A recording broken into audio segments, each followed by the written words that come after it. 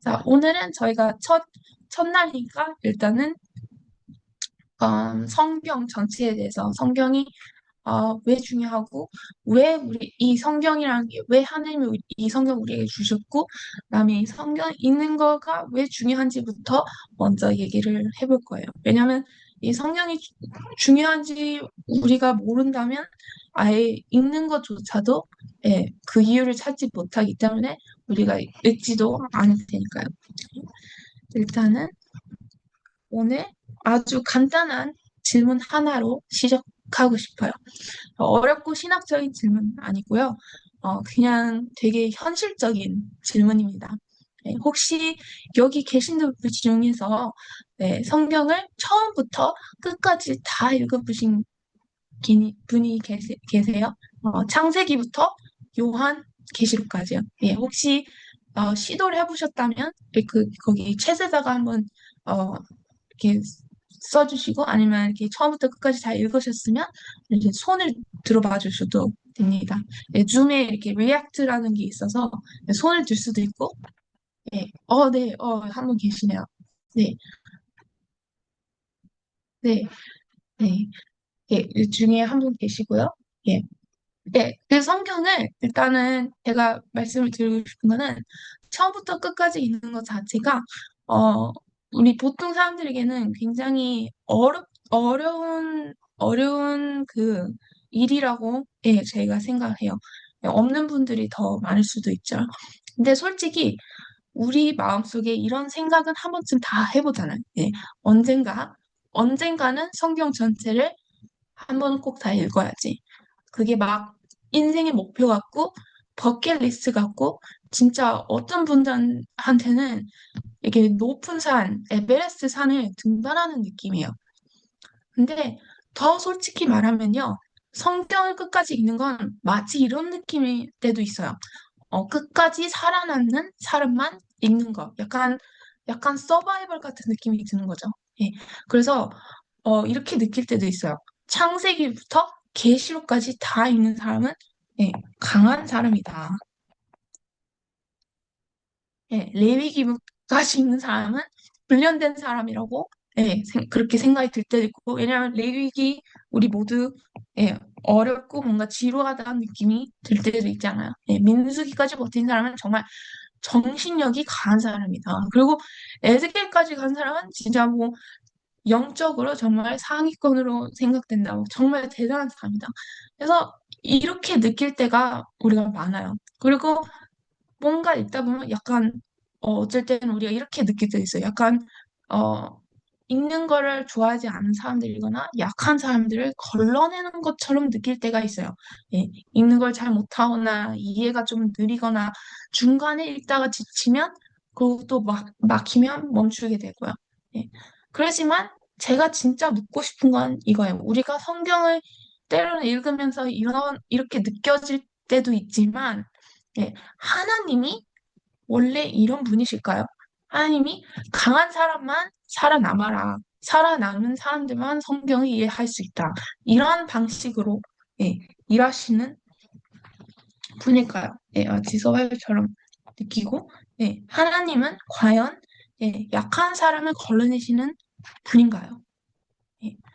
이제 저희가 이제 몇 가지 성경 얘기를 봐도 이, 이 질문은 아니오가 답이 맞죠. 예. 우리는 하나님이 그런 분이 아니라는 걸 성경의 가장 처음 이야기만 봐도 알 수 있어요. 바로 아담과 하와의 이야기를 통해서 말이죠. 만약 하나님이 우리가 이런 거를 양육 강식이라고 하죠. Survival of the fittest.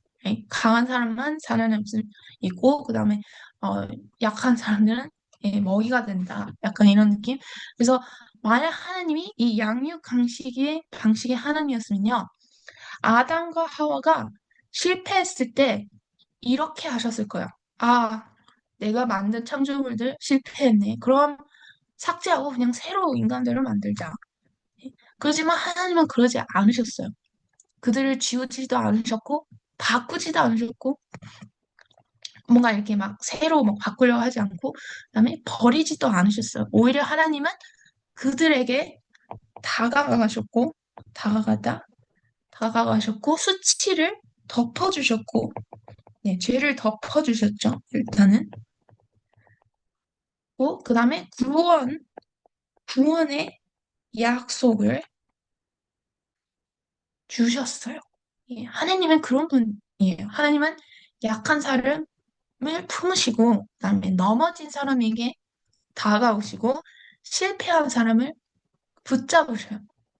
그러면 여기서 또 질문이 생겨요. 하나님은 그런 분이신데, 왜 성경에 있는 건 마치 강한 사람만 끝까지 살아남을 수 있는 과정처럼 느껴질까요? 왜 이렇게 어렵게 느껴질까요? 그래서 두 가지 가능성이 있습니다. 저는 딱 두 가지 가능성이 있다고 생각해요. 첫 번째는 성경 읽기는 사실 그렇게 중요하지 않다. 그냥 우리가 하나님 믿고, 하나님 계신다고 믿고, 하나님이 이런 원더풀한 이런 많은 걸 하셨다고 믿고, 교회를 다니고, 신앙생활 하고, 그 다음에 봉사활동하고, 어려운 사람을 도와주고, 그리고 성경은 시간 되면 읽는 거다. 아니면 내가 이렇게 읽을 수 있는 부분들만 읽는 거다. 그게 첫 번째 가능성이고, 그다음 두 번째 가능성은 성경 읽기는 중요하지만 우리가 하나님의 의도하신 방식대로 안 읽고 있다. 네. 우리 모두 조금만 성경을 조금만 더 읽어봐도 첫 번째는 틀렸다는 걸 모두 알고 있죠. 예수님께서 말씀하셨잖아요. 자, 모두 성경책이 있으시면은 마태복음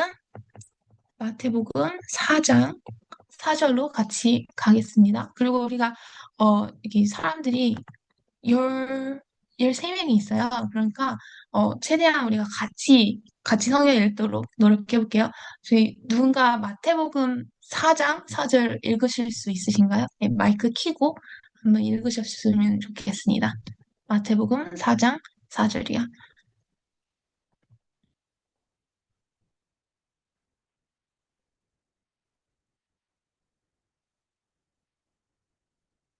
네, 아무나 마이크 켜고 마태복음 4장 4절 읽으시면 감사하겠습니다.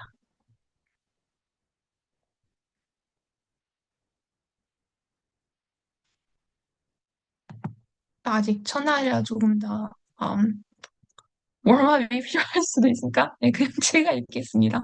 제 마태복음 4장 4절 하나님이 말씀하시기에 사람은 떡으로만 살 것이 아니요 하나님의 입에서 나오는 모든 말씀으로 살 것이라 이렇게 말씀하신다.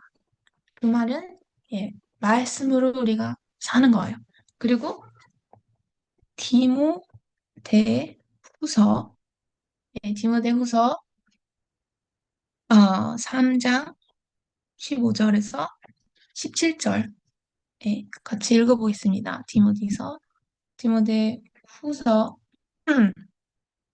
3장 15절에서 17절까지 이제 현대인의 성경 읽고 있습니다. 그래서 하나님 말씀하시기에 그대가 어릴 때부터 배워 알고 있는 대로 성경은 그리스도 예수님을 믿는 믿음을 통해 구원을 받는 지혜를 줍니다. 모든 성경은 하나님의 감동으로 기록되어서 진리를 가리키고 잘못을 책망하며 바로잡게 하고 의를 훈련시키기에 유익한 책입니다. 예, 이 책으로 하나님의 사람들을 온전하게 되어 모든 선한 일을 하기 위해 완전한 자격을 가지게 됩니다. 여기서 우리가 something we have to know. 여기서 우리가 정말 바르게 알아야 되는 거는 하나님이 이렇게 말씀하셨어요. 16절에 같이 성경 보고 계시죠? 여기서 16절에 이렇게 말씀하셨어요. 모든 성경은 하나님의 감동으로 기록되어 드르르르르 그다음에 진리로 가르치고 드르르르 어떤 성경책이라고 얘기 안 하고 성경의 부분은 이렇게 유익하다 이렇게 말하지 않았고 모든 성경이에요. 모든 성경. 그 말은 무슨 뜻이냐? 어떤 하나의 책도 빼뜨리는 게 아니라 모든 책들이, 예, 하나님 말씀하신 모든 성경의 책들이 우리에게 유익하다는 뜻이에요. 그 말은 모든 성경을 예, 읽어야 되는 뜻이죠. 그리고 우리가 로마서 10장 17절로 가면요. 이런 말씀이 나오죠. 예, 로마서 10장 17절 모두 같이 가실게요. 예, 마이크 모두 꺼져 있다고 하시더라도 예, 같이 읽겠습니다. 여기서 이렇게 하나님 말씀하시죠. 믿음은 들음으로 에서 나고 들음은 그리스도의 말씀으로 말미암는다. 이게 무슨 뜻이냐면요. 이 믿음은 바로서 성경, 그리스도의 말씀, 성경에서 온다는 뜻이에요. 우리가 보통은 믿음이 뭐 하나님을 본다거나 아니면 뭐 어떤 약간 기적을 본다거나 어떤 하나님의 은총 뭐 여러 가지를 이제 보고 뭐 아니면 다른 사람들의 뭐 어, 간증을 통해서 우리가 이 믿음을 얻는다고 하지만 성경이 이렇게 말씀하셔요. 믿음은 그리스도의 말씀으로 말미암는다. 성경을 읽음으로써 우리가 믿음을 얻는 거예요. 믿음을 쌓아가는 거예요. 예. 그러니까 성경 자체 구절에서 모든 성경이 중요하다고 말하면 진짜 중요한 거예요. 예. 그런 결론은 하나죠. 예. 성경 정말 읽는 건 정말 중요하지만 성경 읽기가 중요하지만 우리가 제대로 읽고 읽지 못했던 거예요. 그러면 이 질문으로 다시 돌아가죠. 근데 왜 이렇게 어렵죠? 예, 성경이 중요하다는데 왜 우리는 이렇게 힘들까? 예, 여러분, 우리가 생각해보면 옛날 이스라엘 백성들은 다 천재였나요? 다 학문이 아주 그냥 어, 잘하는 그런 천재들이었나요? 제자들이 다 똑똑한 엘리트였나요? 아니요. 제자들은 아주 평범한 사람들이었어요. 예, 제자들. 우리가 12제자들에 대해서 얘기를 하잖아요. 아주 평범한 사람들이었어요. 어부였고, 노동자였고, 보통 사람들이었습니다. 솔직히 말하면 요즘 우리가 그들보다 훨씬 교육을 많이 받았잖아요. 예, 책도 훨씬 더 많이 읽고. 그런데 왜 오늘날 그리스도인들은 성경을 왜 이렇게 어려워할까요? 예, 저희가 생각하는 이유가 하나 있어요. 왜냐하면 우리는 성경을 교과서처럼 대하기 때문입니다. 예, 우리가 성경을 볼 때 이런 방식이 많아요. 뭐, 부정결, 정결, 음식에 궁금하죠. 그러면 관련 구절을 찾자. 예. 성령님이 누구신지 궁금하다. 그러면 또, 그거에 관련 구절을 찾자. 술 마셔도 되는지 안 마셔도 되는지 궁금하다. 그럼 또, 예, 관련 구절을 찾자. 마치 우리가 성경을 구글 검색하듯이 찾아봐요. 그리고 참고서처럼 성경을 펼쳐요. 우리가 성경을 다가갈 때 우리의 태도는 하나님 답 주세요. 규칙 주세요. 그리고 구절, 관련 구절 보여주세요. 우리가 이런 태도로 성경을 다가가요. 이런 방식으로. 네. 이 방식이 항상 나쁜 건 아니지만 이 방식을 계속하면 우리가 문제가 생겨요. 성경을 교리 증명으로만 우리가 접근하게 된다면 성경을 하나의 이야기로 보지 못합니다. 조각만 보이게 되는 거죠. 성경은 교과서가 아니에요. 우리가 아는 거는 3% 뿐일 수도 있어요. 예, 저희 이제 여기 계신 분들 아, 대부분 재림교회 다니시겠죠? 예, 재림교회는 우리가 흔히 말하는 28개의 기본 교리가 있죠. 교리. 예, 한 교리당 30절씩만 공부를 해도 우리가 28 곱하기 30 해서 840절 공부하는 거예요. 네. 840절. 네, 평생 우리가 살아도 840절 외울 수 있을까? 네, 생각하는데 이게 굉장히 많아 보이죠? 840절. 840절 안다고 하면 뭔가 성경에 대해서 많이 지식이 많다 이렇게 보일 수도 있고요. 근데 충격적인 사실은요. 이 840절은 전체 성경의 3%밖에 안 됩니다. 3%도 안 돼요. 2.4, 2.7인가? 이렇게 돼요. 예. 그럼 어떤 일이 생기냐면요. 우리가 성경의 전체에 대해서 알지 못하게 되는 겁니다. 예. 그리고 또 우리가 교회 밖 사람들과 대화를 할 때 그 사람들은 나머지 97%에 대해서 성경에 대해서 얘기를 하고 싶어 해요. 성경에 대한 이야기, 그런 인물들, 패턴, 그다음에 어려운 부분들. 그지만 우리는 이 97%를 잘 알지 못하니까 이 3%만 붙잡고 대화를 하려고 시도하죠. 예. 그러면 어떻게 돼요? 우리의 교리는 맞을 수 있어요. 예. 하지만 성경 자체는 우리가 약해져요. 그러면 남들이 우리를 봤을 때, 그리고 우리가 이렇게 설명하는 교리에 대해서 되게 어렵게 생각하죠. 아니, 재림교회 사람들은 이러이러한 교리들을 믿어. 근데 그 성경에 나오는 몇몇 구절 가지고 그걸 믿는데 우리가 그걸 어떻게 이해하길 바라는 거야. 이렇게 되어버리는 거예요. 이 대화가 안 되는 거예요.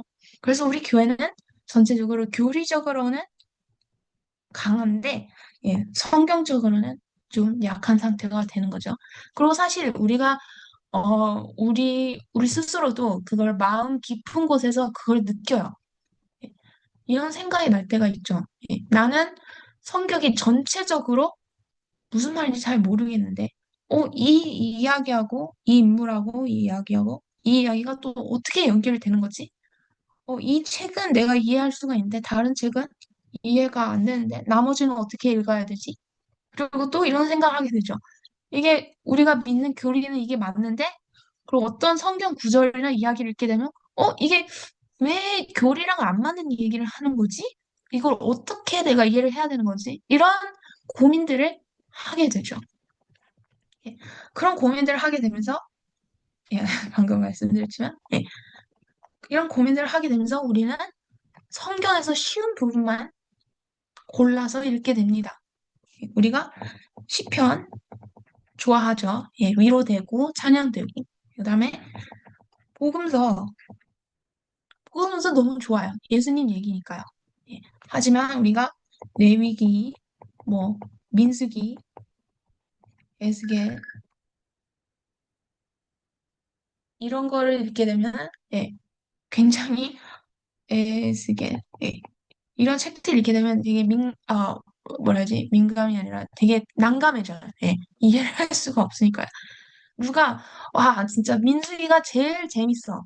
이렇게 말하는 사람이 있나요? 거의 없죠. 거의 없어요. 근데 모든 성경이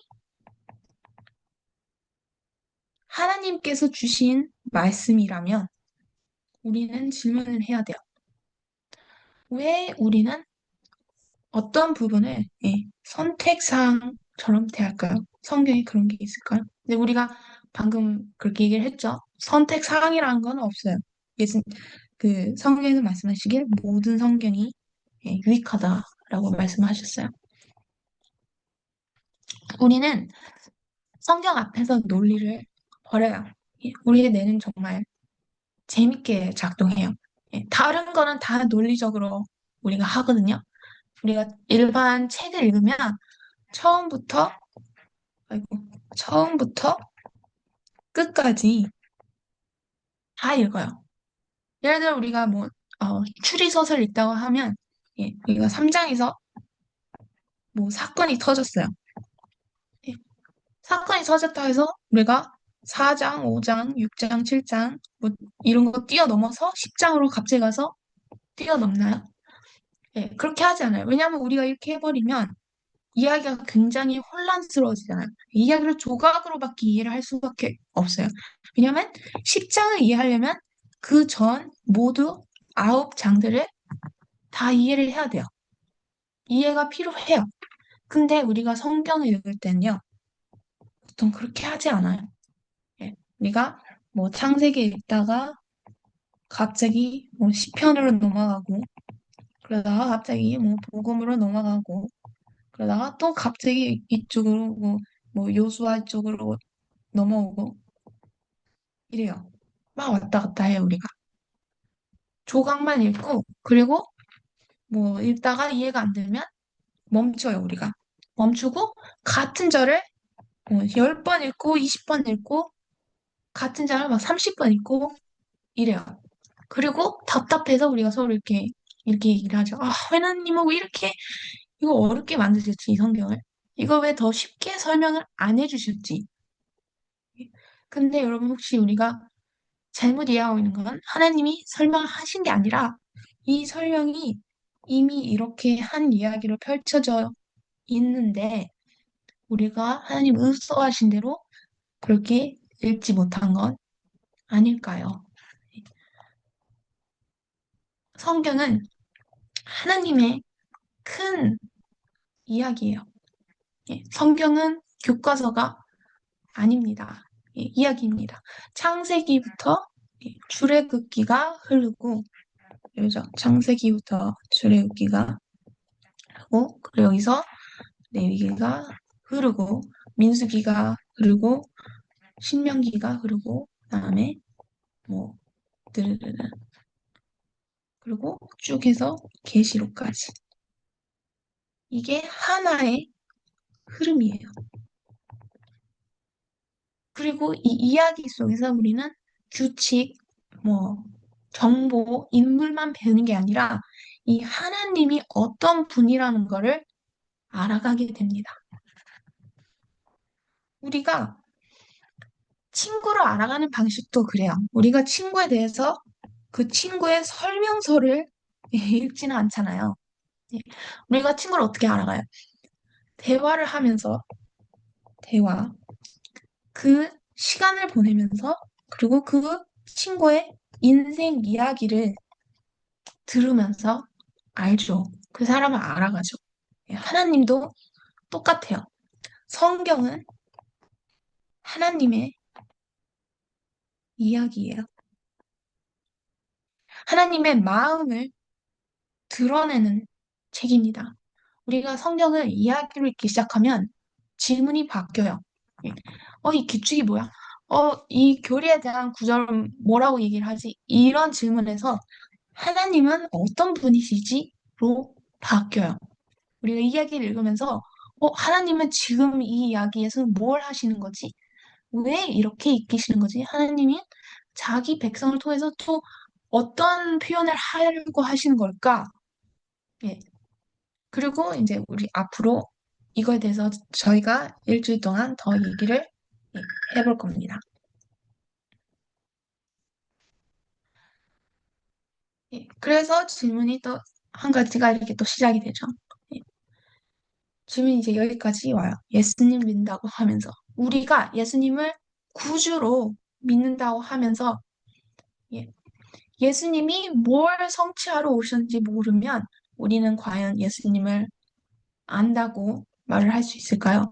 우리가 예수님이 들어오신 얘기를 모른다면 우리는 예수님을 어떻게 이해할 수 있을까요? 왜냐하면 예수님 스스로 말씀하셨잖아요. Before Abraham, I am. 아브라함이 있기 전에 내가 있었다. 그렇게 말씀하시잖아요.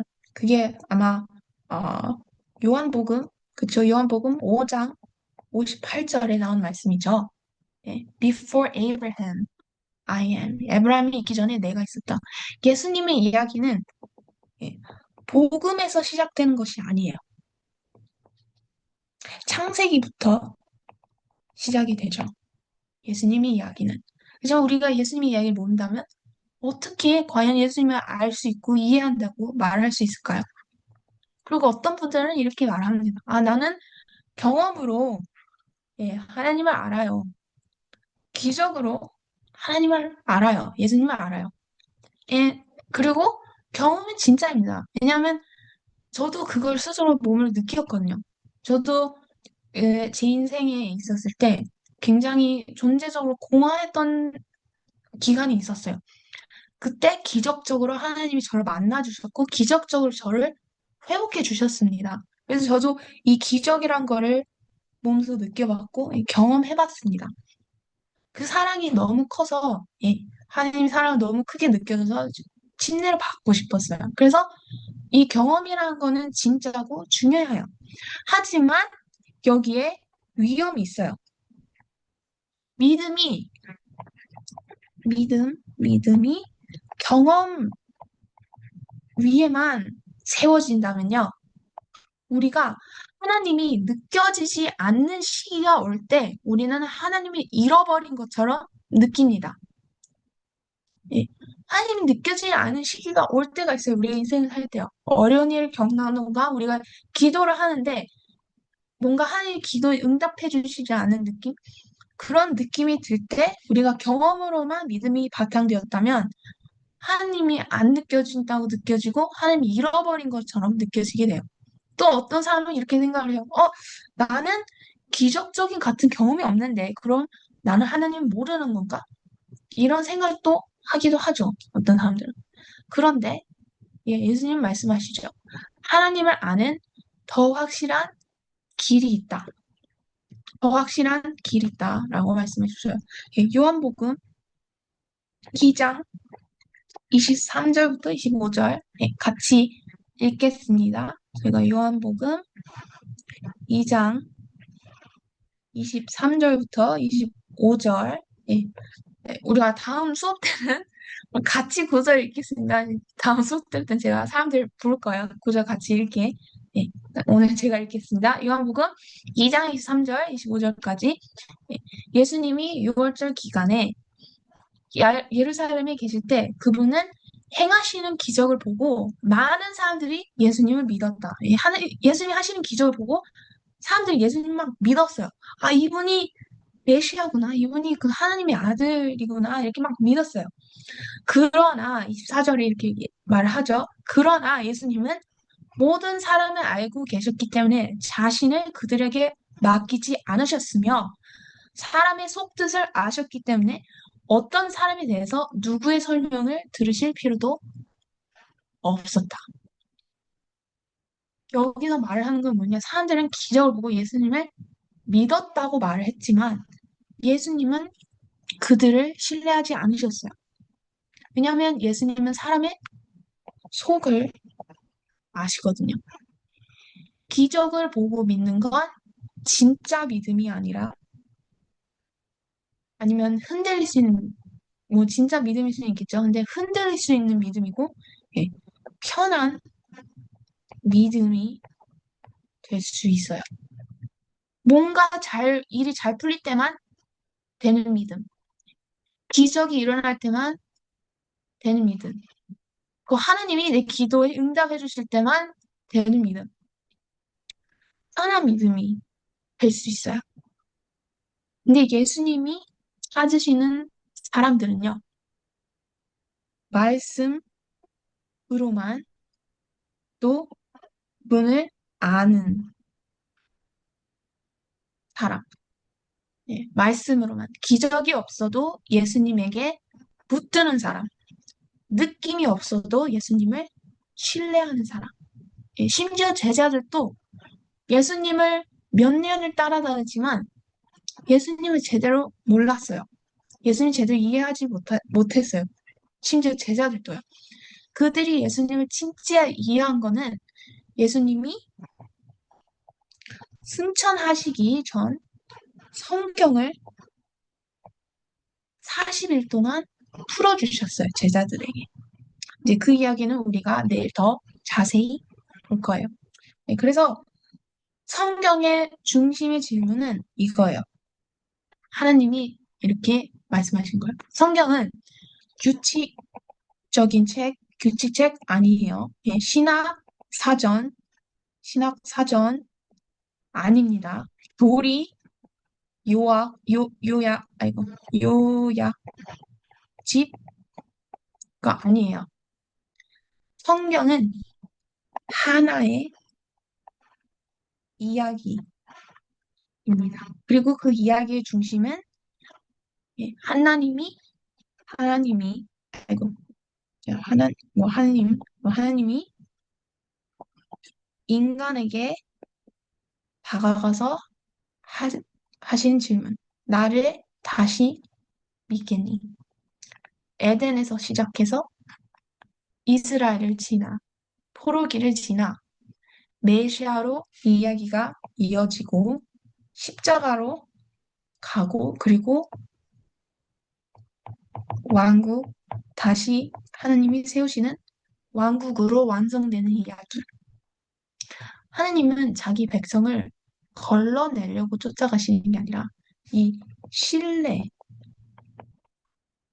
신뢰를 회복하려고 우리를 쫓아가십니다. 그래서 성경 읽기가 우리가 서바이벌처럼 느껴졌다면 이거는 여러분이 약해서가 아니라 우리가 성경을 잘못된 방식으로 읽고 있을 수 있습니다. 그러면 우리가 어떻게 해야 될까요? 일단 우리가 성경을 다 읽어야 되는 건 이제 우리가 이해를 했어요. 그리고 성경이 하나의 큰 이야기라는 걸 우리가 이해를 했어요.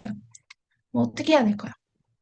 하나님의 성경을 주신 방식대로 우리가 돌아가야 합니다. 조각이 아니라, 토픽이 아니라 하나의 이야기. 처음부터 끝까지. 그리고 이 이야기의 기초는, 기초는 모세 오경으로부터 시작이 됩니다. 이 모세 오경에서 모든 것을 풀어줘요. 죄가 무엇인지, 언약이 무엇인지, 거룩이 다 풀어주는데 약속이 무엇인지, 메시아가 무엇을 성취하러 오시는지 다 풀어줘요. 그리고 그 모세오경 이야기의 중심은 하나님, 하나님의 신실함. 이게 중심이 돼요. 왜냐하면 성경이 우리에게 하는 질문이 이거잖아요. 나를 다시 믿어주겠니? 하나님이 신실함에 대해서 예, 그게 중심이 돼서 모세오경이 모든 성경의 기초가 되죠. 그래서 저는 오늘 여러분을 초대하고 싶습니다. 논쟁하려고 성경을 읽지 마시고요. 하나님을 알기 위해서 성경을 읽으세요. 그리고 또 답만 찾으려고 성경 읽지 마시고 이야기를 배우려고 성경을 같이 함께 읽어볼게요. 하나님이 여러분과 함께 걸어가시는 얘기로 읽으세요. 읽다가 막혀도 괜찮아요. 당황하지 마세요. 하나님이 쏘신 게 아니에요. 아직 그 이야기가 펼쳐지는 중이에요. 계속 읽다 보면은 성경 자체에서 성경을 설명해주는 순간이 옵니다. 그리고 우리가 이 일주일 동안 이제 일요일은 끝났으니까요. 월요일부터 금요일까지 성경을 어떻게 이렇게 하나의 이야기로 읽을 수 있는지 제가 그거에 대해서 알아보게 되겠습니다. 그리고 마지막으로 이 질문 하나로 저희가 끝내겠습니다. 예수님이 누가복음 10장에서 이렇게 말씀을 하시죠. 누가복음 16장에서 이렇게 말씀하시죠. 모세와 선지자의 말, 모세와 선지자의 말을 듣지 않으면 죽은 자 가운데 누가 살아나도 믿지 않을 것이다 라고 말씀을 하셔요.